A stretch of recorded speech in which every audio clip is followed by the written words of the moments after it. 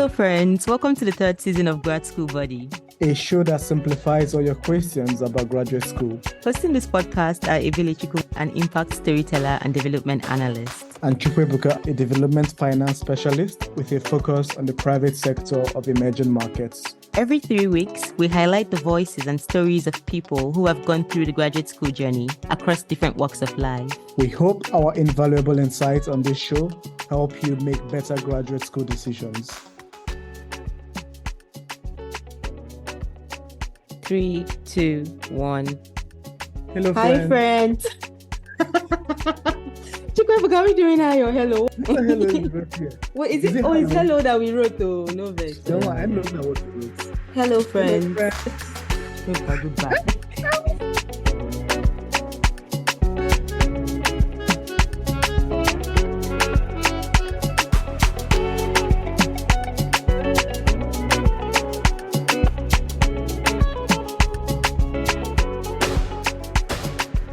Hello everybody and welcome to another episode of Grad School Buddy.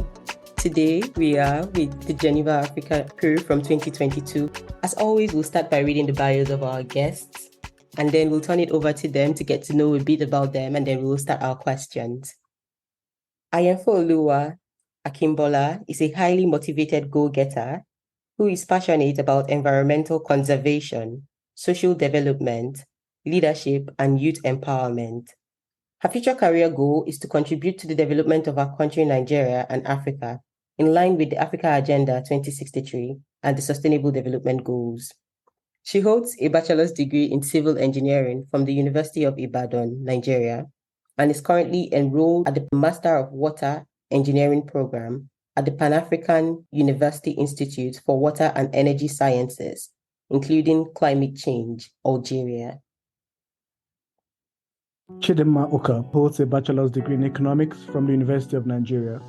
She's interested in the Sustainable Development Goals in all ramifications and has garnered professional experiences from both Nigerian and international firms. She currently studies energy policy at the Pan-African University for Water and Energy Sciences, including climate change, Algeria. Chimwemwe Chibuye has a Bachelor of Science degree in Environmental Health from Lusaka Apex Medical University, Zambia. She has experience in Zambian agriculture sector, in crop and sustainable climate-smart agricultural research and rural farmer engagement. She is currently a master's degree student in water policy at Pan-African University Institute for Water and Energy Services, Algeria. Rodrigue Birka is an environmental youth activist and advocate for sustainable economic development. He has as goals, while achieving financial independence, to play a pivotal role in the sustainable development of Africa. Rodrigue graduated from the Catholic University of Cameroon, Bamenda, as valedictorian with a first-class Bachelor of Science in Economics. He is presently studying for a Master of Science in Water Policy at the Pan-African University for Water and Energy Sciences, including climate change in Algeria. Atiemo is a graduate of Kwame Nkrumah University of Science and Technology, Kumasi, Ghana, in BSc Development Planning, and has been a practicing research consultant in urban and rural development. Eric is currently pursuing an MSc in Energy Policy at the Pan-African University Institute for Water and Energy Science, including climate change, Algeria. So, before we get into the main questions, do you guys mind telling us something about you that is not on your bio? We want to get to know the real you. So, I'll go first as always, and I'll pass it to Chimwemwe Uka. One fun thing about me that will probably never make my bio is the fact that I love adventures. For instance, yesterday, I went skydiving. And I just want to say that the feeling of jumping off the plane is surreal. I don't think I will do it in the next few years again. I think I need to recoup. But it was an experience I think everybody deserves to feel once in their lifetime. Okay, Chimwemwe Uka, can you tell us something about you that's not on your bio to never make its way to your bio and that might be linked to your personality? So yes, for me, it would be traveling. So that is something that isn't in my bio, but I like to think that I exist to travel. I work to travel. For example, I try to travel to at least 8 countries each year. Just want to discover new things and places and people and cultures and expand my horizon. Chidinma, do you mind telling us something? All right. Off my bio, I like good food and also I like traveling. Even though I can't say I've traveled much, but it's something that if I get the opportunity, definitely traveling the world and eating good food is very important. That food part is very important. Yeah. All right. Ayanfeoluwa. While we're speaking, I was thinking, do I really have anything fascinating? I think I like my space. I also like to speak with young people, especially ladies. I think it's something I'm also passionate about, just talking about life off academics, just life and trying to help them avoid pitfalls that could lead to regrets later in life. So I think I love doing that. I also volunteer for interpretation of American Sign Language. That is something that I love languages actually. Yeah, I think that's another thing. I love languages. I'm trying to learn as many as I can. Yeah, that's it. Nice. I love languages too. I'm trying to get Ebele to love languages, but she's 1 week off. No, 1 week on. What do you mean by that? You don't know me. What do you mean? Because I try to communicate with you in another language and there's trouble. You can communicate with me in Igbo and broken. Be very guided. But I'm curious as to where Ayanfeoluwa learned sign language. Yes. I started learning on YouTube, and like Chimwemwe Uka said, I didn't have anybody to practice with. I think that was the lack of motivation. For me, I started learning about 3 years ago in church, my church in Nigeria. We have some hearing impaired who worship with us. So it was just out of curiosity, more like, and I was able to learn to be able to communicate effectively with them within 3 months. So it was more like passion driving me. And then because I could see that there was a need, they want to understand what is going on and they're very limited. So that was just something I enjoyed and it has become part of me. Yeah, so it was just passion, interest, curiosity, and the opportunity again. Yeah, I had the opportunity to have people I can practice with. Man, I think that must have taken a lot of discipline as well. Great. Going over to Rodrigue, who I think is also at least bilingual, no? Oh yeah. Thank you very much. I am bilingual. From an English-speaking and French-speaking country. So talking about myself and something that cannot appear on my bio, I think there is this general notion that those who excel in the classroom, that's the bright students, are kind of antisocial.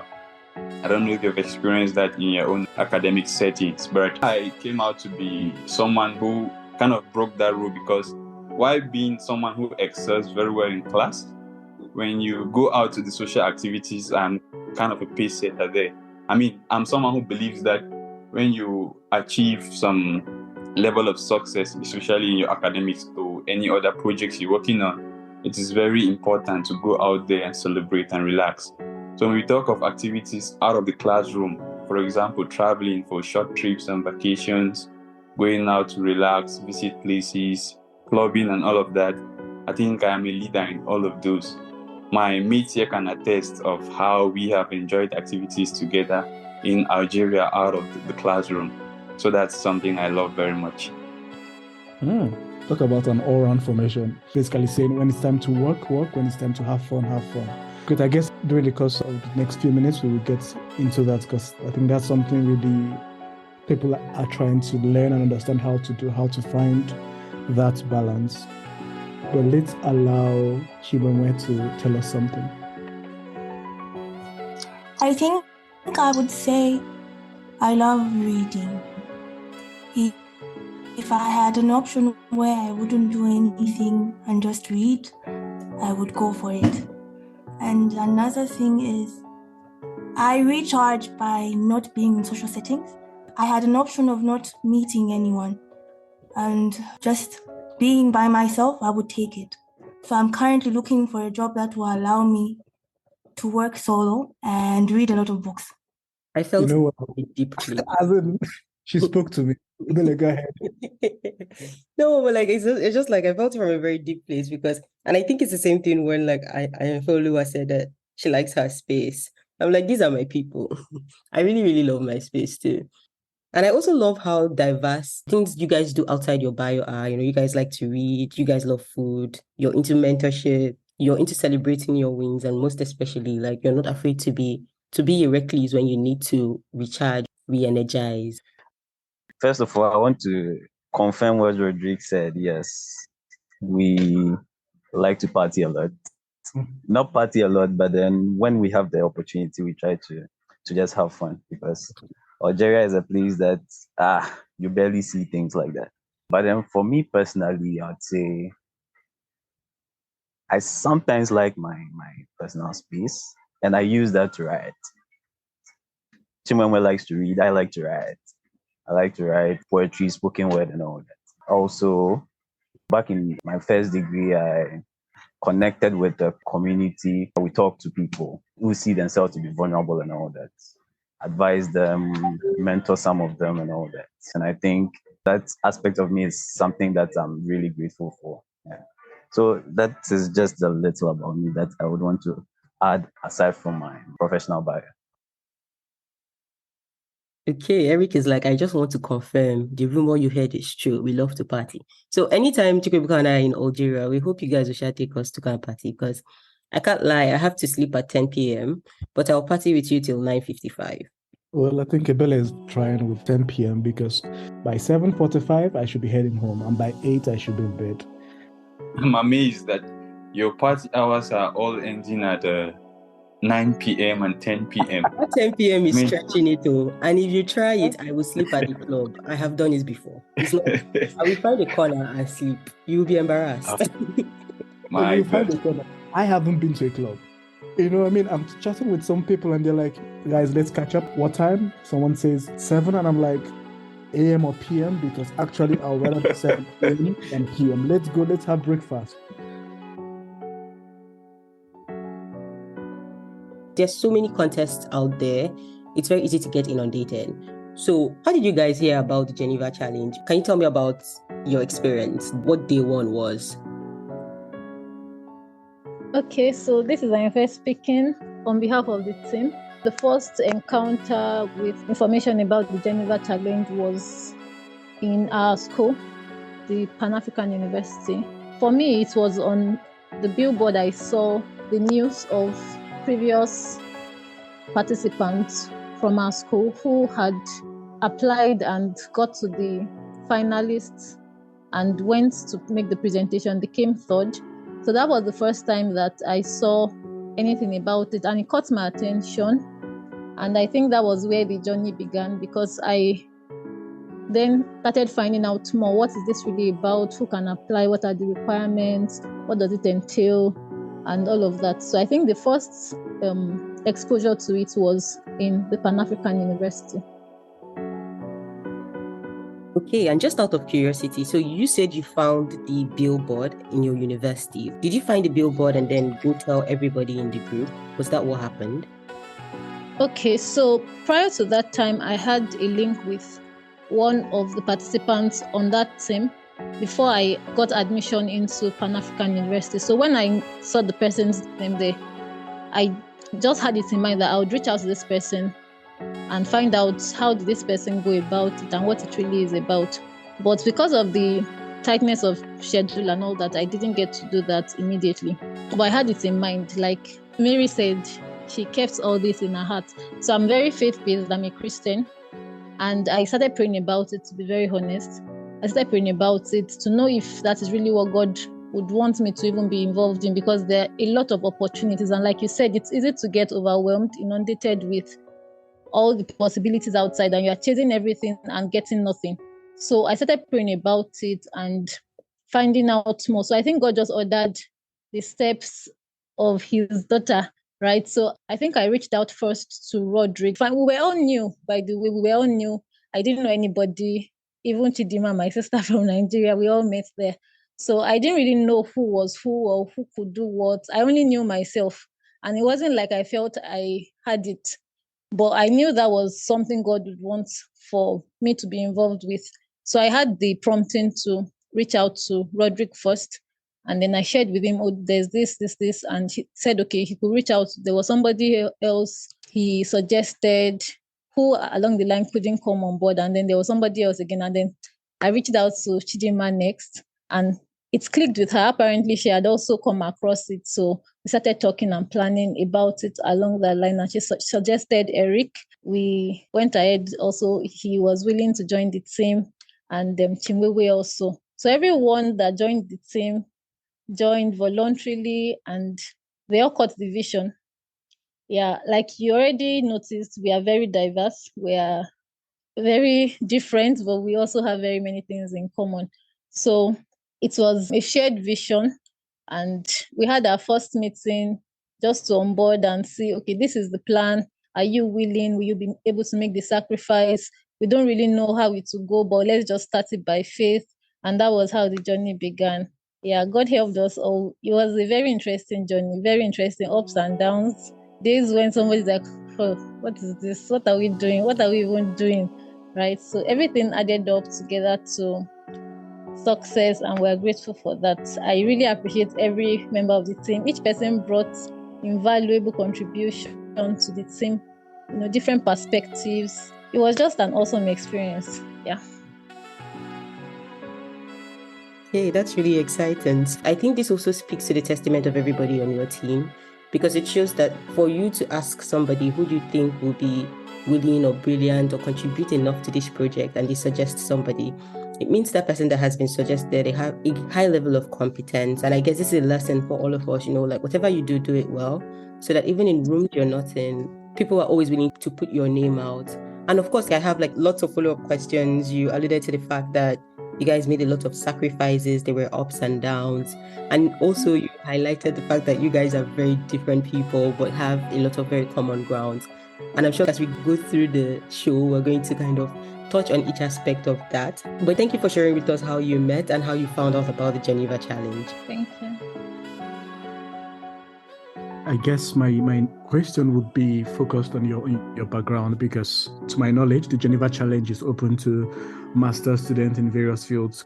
Can each of you just share your educational experience, your bachelor's experience, just to give our listeners an idea about your academic background and how it fits eventually into the Geneva Challenge?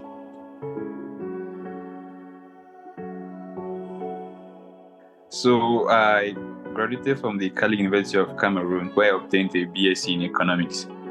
So I picked an interest in development economics specifically, as well as environmental economics. So that's where my passion is centered around.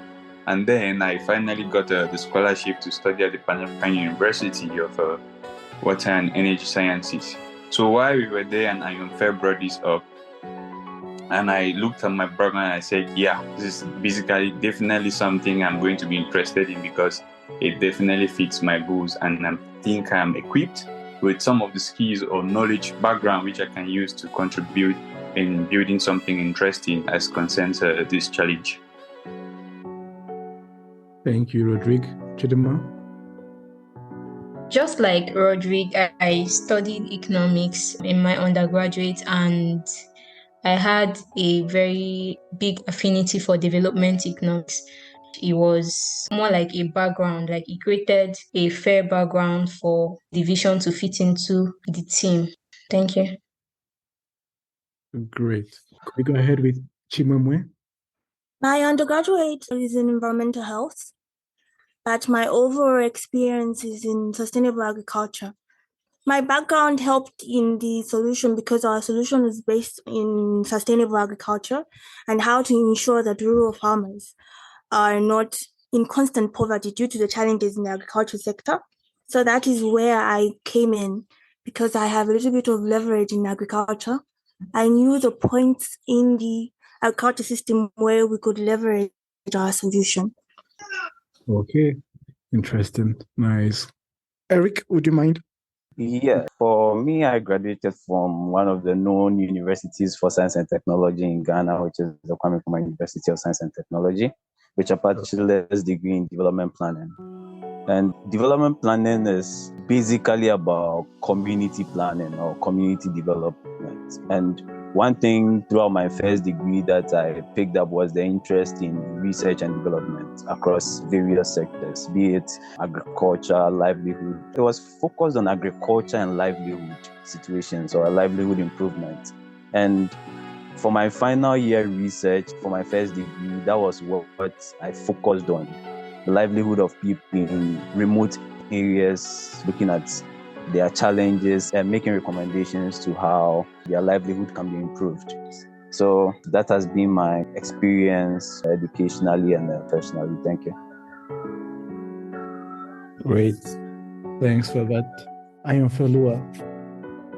Okay. I have a background in civil engineering and I'm currently on a master's in water engineering. So while it's systems and structures in engineering, we know that it's people, it's the environment we're working for. So I think that's added up in line with the advancing sustainable development goals. So help me see that, okay, my knowledge, my skills can be put to play here. Basically, I like to stretch myself to add value. So whatever challenge comes up, I'm open. I'm very open-minded to let's see how it goes. So far as it's not totally off track, my long-term goals. Yeah, so that's it. Great. It's really interesting to see how varied yet similar your background has been. I think the similarity would really be this keen eye for what is missing and the desire to find a solution and then also to see how to bring the solution to bear. Great. Thanks for that. I think we can jump right into the challenge. So could you elaborate on the theme of last year's challenge and why did you think it was something you wanted to take on? Also considering how varied your backgrounds are, why do you think it's something you could take on? And just a bit of the background. The theme for last year's Geneva challenge was on the challenge of poverty reduction, for which the contest called upon graduate students like us from around the world to develop innovative interdisciplinary approach or solution to contribute to addressing the challenge.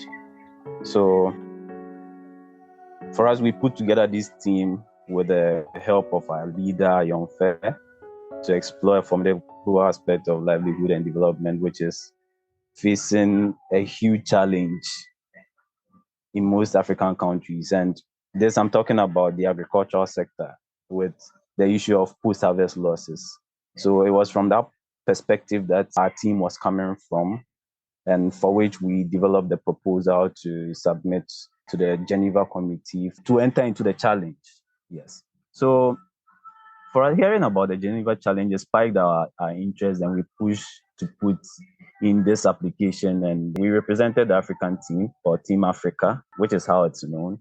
And we are here now by God's grace. So basically, we took on this challenge to establish something prominent as a team for ourselves as individuals and also the Pan-African community. And talking about the Pan-African community, yes, we received a lot of support from friends, from people with like minds who also want to enter into similar challenges like this and all that. I don't know if Chimwemwe or anyone has anything to add to what I have said. Thank you. And one question I would like to clarify is when you say Team Africa, so was it done on a continental level, or were you competing against other African teams as well? Or can you clarify that? Okay. Yeah, so it was done on sector basis. The criteria for selection was actually a team from each continent and across different sectors. So at the end of the day, we have one team who is looking at something on agriculture, another team looking at something on technology or something on energy, another team looking at something on water or something. Then now we zoom into the various continents, or maybe the opposite of it. They look at the continent and they look at the sector. But at the end of the day, they are looking at a particular sector and then choosing the teams from one representative for each of the continents. Okay, great. That's clear now. Yeah. And just before we go into your solution, I would like to understand, did you come out together as a team first and then decided on what you want to work on? Or did you find something and then begin to look for people that will be the best fit for that solution? How did it happen? Yes, so for us, we came together as a team to decide on what we would want to do. Okay. Yes, so like I said, Ayanfe put together the team. Yes, so the team was formed. Then we came together in our first meeting for us to decide whether we all want to put in the effort to make this work. We actually analyzed the various themes or areas of interest for the Geneva challenge, and we selected the agricultural sector, and then we went ahead to put in the work. Okay, very clear. Thank you very much. Yeah, I think it was very exciting, number one, to understand, okay, this was the team that you guys were working on for the year, which was, solutions that reduce poverty. And you also sharing an insight as to how, yes, there was a continent aspect to it, but it was also sector by sector. So I know that Eric just shared that some teams focused on agriculture, some teams focused on tech, etc. And so we're curious as to what your solution was. So when you guys had this meeting where you came together as a group, what solution did you guys decide that this is the best for us to recommend? And can you give us a brief rundown of that solution? So now, as concerns the solution, I think it will be very important to start with the problem before we go to the solution we propose. As Africans, we kind of looked at a problem that the African continent is facing generally, and even the world at large. So when we looked at Africa, we noticed that one of our greatest potentials is agriculture. That's in the agricultural sector. So we looked at what challenge is being faced by farmers in Africa. And we noticed that post-harvest losses is a huge challenge in the agricultural sector, globally and even in Africa.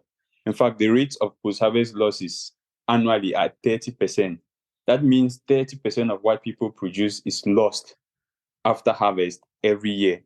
So when we came down to Africa and looked at where we could focus our project idea, we looked at Cameroon.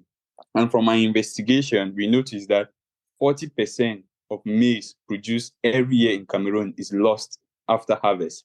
I mean, that means farmers lost close to half of their produce every year. So this is a problem that we looked at and we're very passionate about, and we thought this is a problem we can propose an idea to solve, because the impact, especially in Africa, is going to be very large because it's a continent that is very agricultural based. So looking at this problem, our solution proposal was as follows. In fact, talking about the post-harvest losses in the agricultural sector, we noticed that one of the greatest challenges is storage of maize. That concerns the situation of Cameroon. Storage of maize was the greatest challenge, which led to such huge rate of post-harvest losses. So what solution did we propose? I think it's very important for us to remember the name of our idea here. Our project was titled JACCA Agro-Warehouse Integrated Solutions. And you're going to see as I bring out the solution how integrated it was. So the first aspect of the solution was to provide a warehouse which can store maize in larger quantities and for longer periods. So we are basically targeting smallholder farmers in the rural area where they are going to farm their maize, and then we collect this maize from all the farmers and then we store in our warehouse. This is going to enable them to produce large quantities of maize which we can store. Secondly, another aspect of the solution is to provide a warehouse receipt system which can improve access to finance. Access to finance is a great problem that rural smallholder farmers face. So with our warehouse receipt system, we aim to partner with local microfinance institutions such that when farmers store their maize with us, we can issue them a receipt which they can use as a collateral to access microloans from microfinance institutions. This will greatly improve their access to finance and boost their agricultural activities. Then the third aspect of our solution was to enhance e-marketing of maize. One of the problems the farmers face is exploitation from middlemen in the maize market. So we were aiming to create a digital app which we are going to use to boost sales of maize in both rural and urban areas as well as internationally in order to increase the incomes of farmers. So we basically plan to sell this maize on a commission for the farmers. and then the returns for the sales goes directly into the microfinance institutions these farmers have been registered in. The last but not the least aspect of our solution is capacity building. We found it very important that these farmers are being trained so that they can be consistent with the developments in agriculture.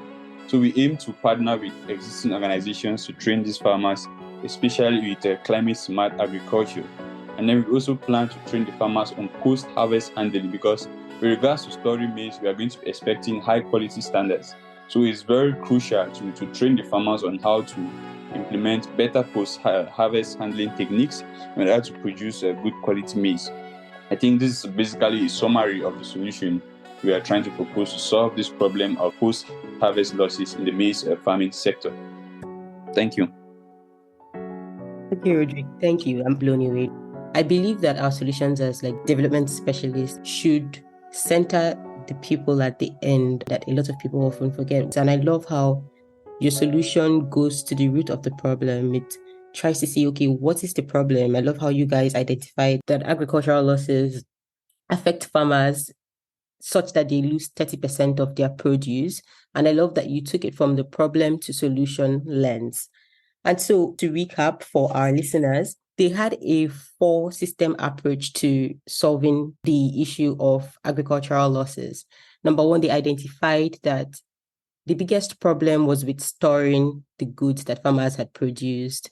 And then the first solution they had was creating a warehouse system such that farmers could increase their productivity or their produce, knowing that they will have somewhere to store it. In the second place, you developed a warehouse receipt system that allows farmers get access to microcredit. You guys devised this means where when farmers have produce stored in your warehouse, you give them receipts that they can then get access to microcredit. And of course, that also gives them a higher level of productivity because they can then expand their production or their value chain. I also really love the aspect of e-marketing of the maize because, again, it helps them expand their reach, expand their market.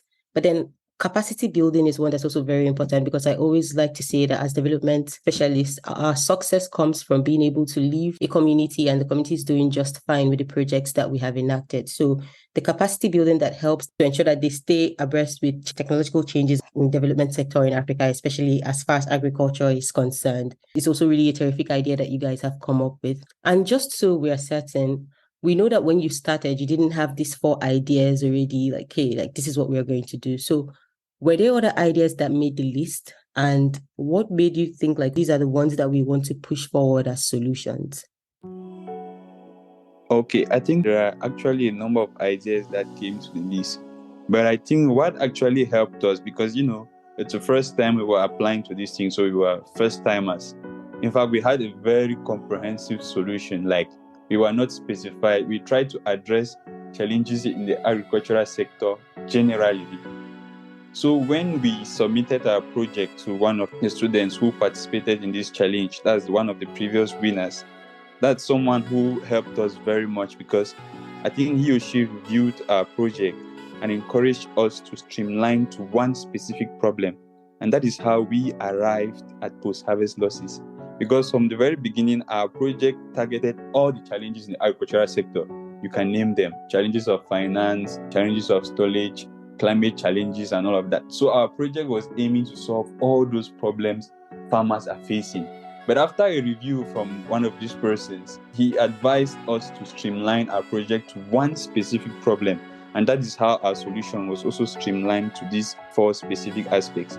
So I think the person who reviewed our project did so much for us because if not, I'm not sure we would have gotten to this level. Thank you. Always asking for second opinions. It's a good way to test your ideas, to know hey, what are the loopholes? What am I not considering? And definitely the advice to streamline your ideas. I feel like development problems they are diverse, but they are interconnected. And I think that each person has a role to play. So you guys streamlining it and deciding, okay, this is the niche that we're going to focus on, but this is how this niche also affects every other development problem. I think that was a very, very smart way to go. Thank you for providing that insight. And I guess a follow-up question to this is, at what point did you know that these solutions were ready for submission? So I guess that you did the review, you went back to the drawing board, you said, okay, how can we streamline this better? But then when you were done with that process and you were okay with it as it, like, when did you get to that point where you would say, okay, as a group, we are okay with this now and we can hit submit? Okay, to be honest, the first draft of our project, we were very confident that this project is already ready for submission. But then when the idea came up that we should send this for someone to review, I think it was just about 2 weeks to the deadline, if I'm not mistaken. I stand corrected. So when we submitted this for someone to review, and then that idea came in that we should streamline our project, I mean, we had just a few days, that's within 2 weeks, coupled with our studies we are doing in Nigeria, to streamline this project. So I think that was the most challenging period. Like, you know, when you have written a whole project and then someone tells you this is too large, you need to focus it to one specific problem and provide one specific solution. We were kind of challenged at that level. But then the fact that we had a very good team and we kept the Lord in our team, I think that is what gave us the drive to use that very short period of time in order to streamline this project and arrive at where we arrived. So I think after streamlining the project to this level, we resent it to the person who reviewed, and then he said that, yeah, this is very okay. He's very happy with what we have done. At least the project now targets a specific problem and provides a comprehensive solution to solve that problem. Then we gained all the confidence we needed, and we knew that this project is ready for submission. And of course, there was no much time, so we weren't even thinking further. So I think that's where we agreed that the project is ready for submission. Thank you.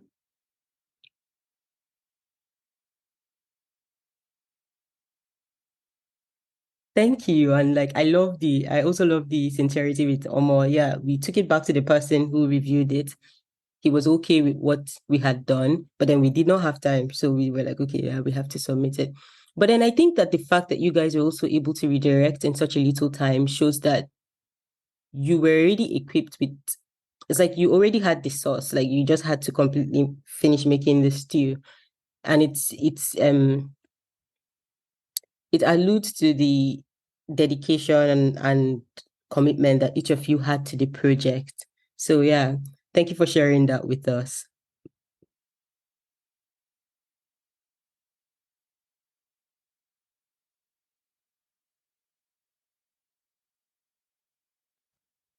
Just to add, I think this is what one of the characteristics that make someone a good team leader. I think it was at this point that Akinbola Ayanfeoluwa demonstrated one of her greatest capabilities as a good team leader, because, you know, like I said, when we were told that we have to review this project in this short time, I think this is when she demonstrated most of her skills and capabilities as a leader, because we had a very huge task in front of us and a very short time.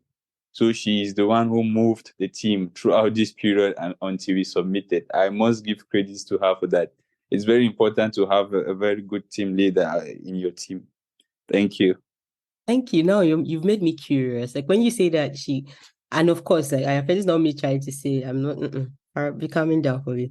Like what would you say that, what were 2 or 3 things you would say that she did at that time that gave you guys that extra boost of morale, whether it was in terms of like, okay, taking the lead to say, I will do X, Y, Z, so you can focus on X, Y, Z, or was it in terms of even the emotional aspect of it where she was like, hey, I know that this is a very daunting task, but we've got this. This is how we're going to approach it. So what was that process like? When you say like, have a formidable leader, what was that to you guys at that time?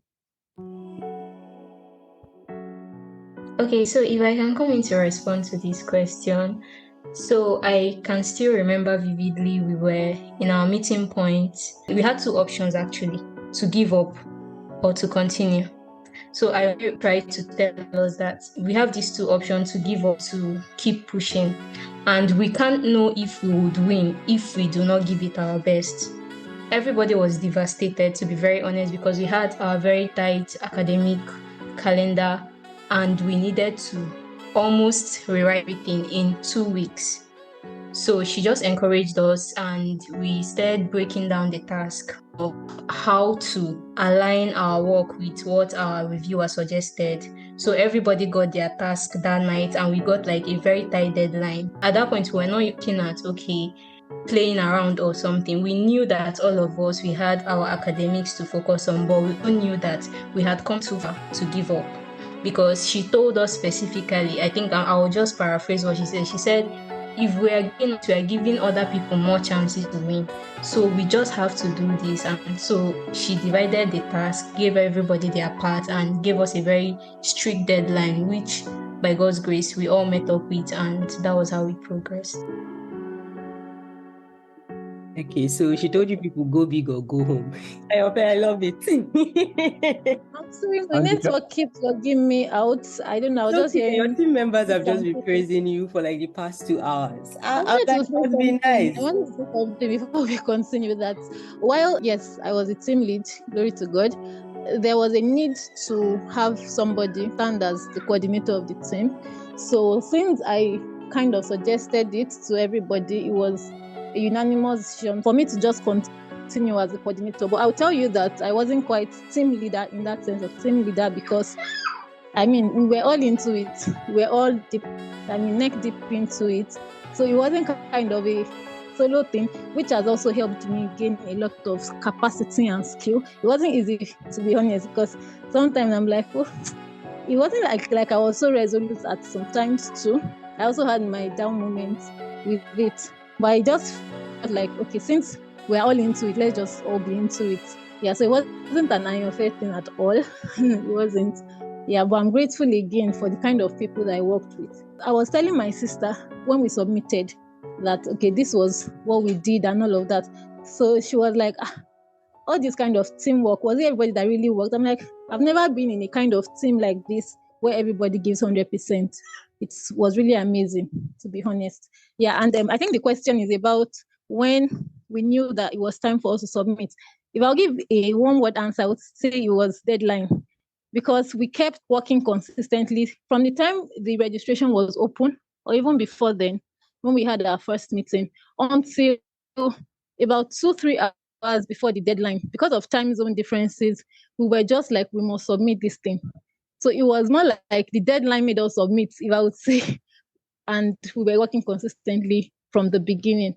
So like they already mentioned, somebody reviewed graciously for us, which again is leveraging on relationships and not thinking that we know it all. We definitely may not be the best in terms of capacity and skill, but we had God with us. He was the core. I wanted to say also that, well, maybe this is not the right place to say it, but we, at the beginning of every meeting, we always committed whatever we're going to do to God's hands. And I think that making a priority in our work also puts us at his heart to see that these children, let me give it to them. We did our work, no doubt. It wasn't just like we prayed alone. We gave our work, we sweated it out. God also helped us. Yeah. No, and I think it's very important that you mentioned that, because that's what we are trying to really achieve, is that people tell their whole story as it is, what worked for them and how it worked for them. Because when you miss out things like that, people would go ahead from their team and all that, and there's no that God in their equation. And when they don't get the success you got, then they are wondering why, but I did everything they did. So I think it's very important. And various teams or companies or whatever have their strategy, and it works for them or it doesn't work for them, and this works for you. So it was really great. And I think one thing I'm learning, if I can summarize, is that teams that really work best eventually are teams that are a bit collegial. So there is no, you could say, there's that coordinator, but the work of that coordinator is not to override everyone or whatever, but sometimes it's just to synthesize what everyone is trying to say and do what's collectively best for everyone. And I think that really works out well. So great coordinator, great team, because I guess if the team members are also not great, then the coordinator is in some serious trouble. And if the coordinator just wants to do her own stuff, then there's trouble as well. It's really great to see how people from varied backgrounds, not just from what you studied, but also from nationalities and upbringing, and then come together to really build something great. So How did it feel competing on a global stage? And perhaps you could give us a bit of color as to who the other contestants were, what the global stage was and the sentiments that you had during those moments. I think the main takeaway of competing at a global stage, what we took from it is there can be one problem but many solutions. Because the diverse teams like the Europe team looked at social welfare, the other team from South America looked at water, and another team looked at transportation, but all targeting poverty reduction. That is the first takeaway. You can have one problem, but various solutions to that problem. And another thing is, I think we always have this attitude of Africa always just receiving solutions from the world. But this kind of opened our eyes to see that even Africa has a solution. We shouldn't always just sit back and let the world give us the solution to poverty or any other challenge. We also have to leverage our knowledge to solve the various problems. Then another thing is there is need for a lot of networking. Because meeting with various teams, we would nitpick what they thought about the solutions, how they ended up with the solution that they have. So there is need for global networking and ensuring that we do not just gatekeep our solutions. Each individual from various teams have a thing or two to say. Because personally, I talked to a few team members from the Europe team, if I remember correctly, and their perspective on what they looked at was more technology-based compared to ours. Ours is, yes, agriculture, but them are more extensive in technology. And I have an interest in technology, and it was very eye-opening to see how they leverage technology in order to come up with a solution. So there's one is many solutions to the same problem, same challenge. Two, Africa does have solutions, so we should not shun away from ensuring that our knowledge is shared. Three, there is need for networking. We cannot stay alone and not talk to other individuals in order to come up with various solutions to challenges.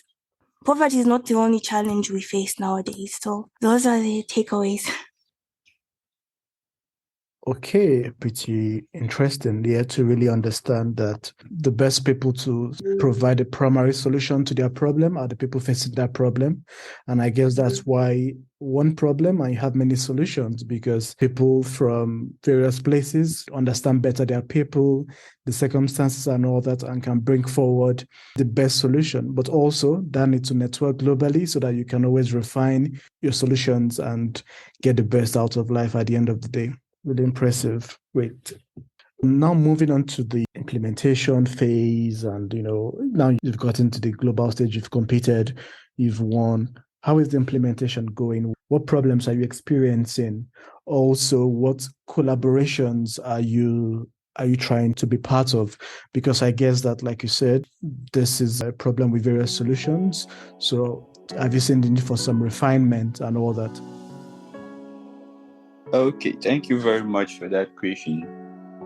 I think one important thing I should mention here is the fact that the Geneva Challenge does not compel teams to go ahead with the project implementation. I think their primary interest is awarding the innovative ideas that graduate students develop all over the world.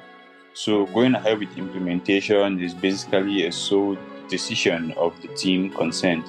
Now, coming to our team, I'm very happy to announce that after the award, we sat down in a meeting and we agreed that we are ready to go forward with this project, because developing a project idea is very much different from implementing a project idea. I mean, it takes a lot, but I'm very happy to announce that we sat together and we agreed that yes, this was not only about the challenge, it was not only about winning an award, but we are ready to go out there and solve a problem. So now, talking about what we actually do in the field, I think it's important to mention that we are still students, while most of our colleagues from the other teams who competed with others have already graduated. we are at the level of research now as concern our master's studies. So it's a little bit very challenging. And taking into consideration the fact that our team is composed of members from various parts of Africa. I mean, we have Zambia, we have Nigeria, we have Ghana, we have Cameroon.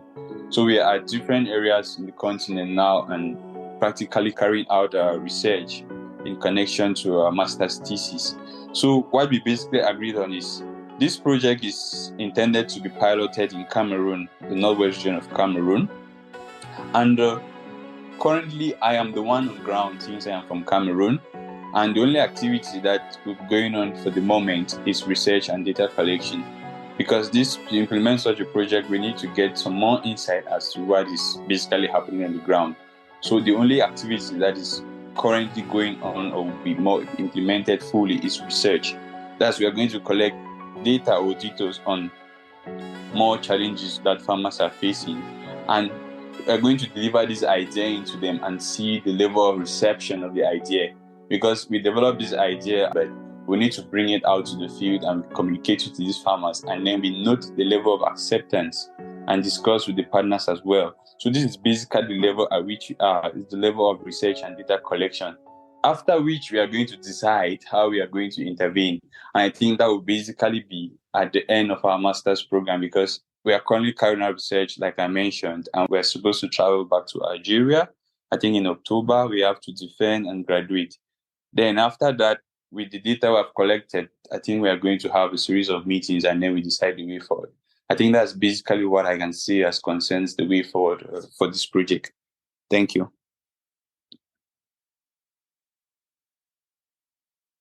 Okay, great. I think it's very important to see that this is not going to end up as one more nice research and all that, but that at a certain time there would be an implementation phase, to make this a reality. Great. One thing you mentioned during your explaining how this became a reality was the fact that you had someone who had gone through this process before, was able to look at it to guide you and tell you, okay, this is not going to work, or refine it in this way. So now, I guess you are now in that position to help the next generation of aspirants and winners also. So what advice do you have for aspirants of subsequent editions of the Geneva Challenge? And it doesn't necessarily have to be the Geneva Challenge, because I guess there's a lot of similarity in all these various global efforts. Yes, so as it was already mentioned, our team actually reached a point of the application process where we nearly gave up. With the perseverance and a whole lot, we finalized on the idea, we submitted, and we are here now. So our story has been an inspiration to a lot of people, not just an inspiration, but to encourage them to enter into these sort of challenges, these sort of competitions, in order to gain something for themselves and also uplift the name of their institution and the continent at large. So our advice is for individuals and teams who have the hopes of applying to similar challenges to be motivated by their passion, instill the attitude of perseverance, and be very innovative in coming up with solutions. And they shouldn't be skeptical about asking for second opinion or help when they need it, because at a point we needed help and we asked for the help. We got to understand that our solution was not what we thought it was.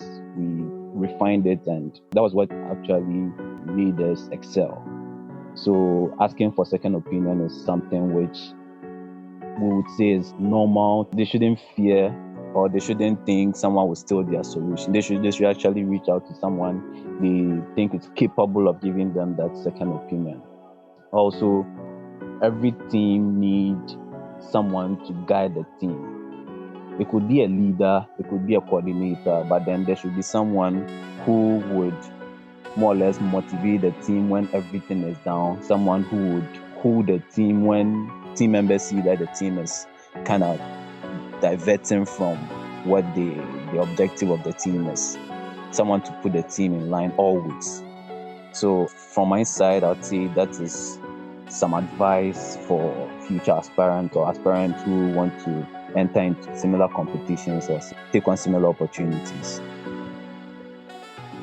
No, I think that has been quite interesting. So first is to get into it. Don't be afraid. Just getting into things like this, see it as an opportunity to showcase your institution, the continent at large, and be innovative in whatever solution you're trying to proffer, and to be ready to persevere, because it's going to get tough at some point.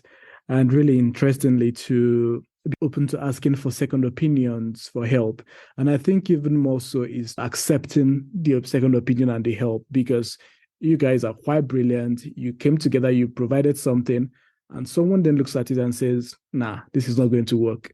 You could at that moment say, well, we have to do this. Well, who the hell is this person who is giving us this opinion? So I think there is also that need to be humble and to accept the second opinion when it does come. And then that need to have a coordinator who motivates others, who brings synergy when there is some disarray and all that. Thank you very much, guys. It's really nice to learn more about your journey. It's been very insightful. Yes, Chukwuebuka, definitely I agree, and well put together recap of their advice to the next generation of winners of the Geneva Challenge. Like Chukwuebuka said, it's been really, really enlightening having this conversation with you. For our listeners, it's been a very insightful episode with the winners of the Geneva 2022 Challenge. And provide a recap of our conversation, we have this group of diverse professionals who are from various African countries who came together to prefer a solution for problems of agriculture, and their current solution is based in Cameroon. I also just want to say that one thing that stuck out, or the most important thing that stuck out to me, is how you guys always speak for each other. I think we should always make room for each other. I think that's a very admirable characteristic that you all have, and I have greatly enjoyed my conversation, and I hope our listeners have enjoyed listening to this and they feel motivated to apply for this year's challenge.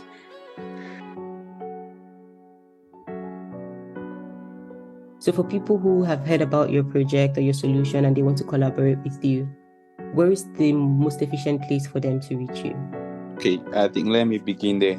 I think I'm active on most especially LinkedIn and Facebook, and you can find me as Birka Rodrigue. If you type that, you're going to find me clean and clear. And then for my email, it is birkarodrigue80@gmail.com.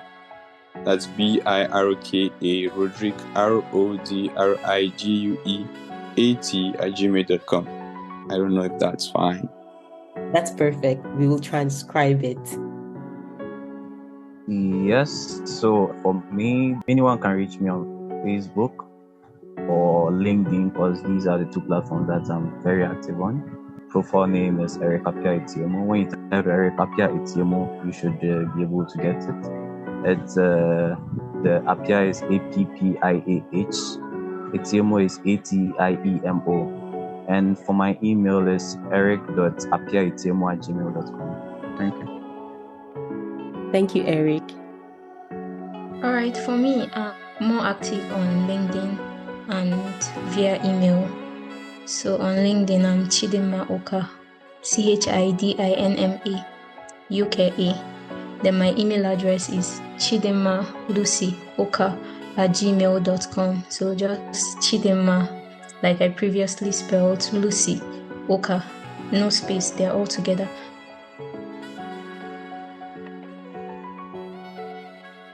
Okay, so this is Ayanfe. On Facebook, it's just my name, Ayanfeoluwa Akinbola. Same thing on LinkedIn, same thing on the last platform on my own.